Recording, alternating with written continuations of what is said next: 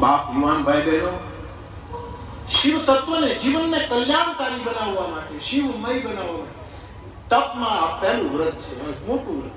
સત્યેન લભ્ય તપસા એષ તો આપણું ઉપનિષદ કહે છે સત્ય જેટલી માત્રામાં પડાય. એક જગ્યાએ ઇન્ટરવ્યુ હતું, છોકરાઓ બધા ગયા, એટલે એમાં ઇન્ટરવ્યુ લેનારે એક વિદ્યાર્થી પૂછ્યું કે 20 ની અંદર 9 નાખીએ તો કેટલા થાય? 20 માં 9 જોઈએ તો કેટલા થાય? એક જણે કીધું કે 35 થાય. ઓલા કીધું તમે જઈ શકો છો. જેમ આકાશવાણી રાજકોટે મને કીધું હતું કે તમે જઈ શકો છો.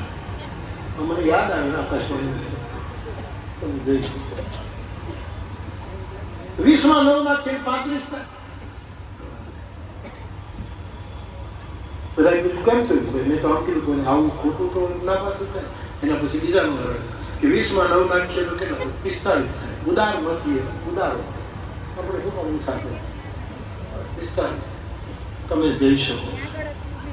ત્રીજો એ 20 માં 9 ભેળો તો કેટલા થાય? 55 થાય. અને છેલ્લો જે સાવ ઠોઠ હતો એ ગયો નોકરીમાં સિલેક્ટ થઈ ગયો. એને પહેલા પૂછ્યું 20 માં 9 ભેળો કેટલા થાય? તો કે 28. જવાબ તો ખોટો જ છે. પાસ થઈ ગયો.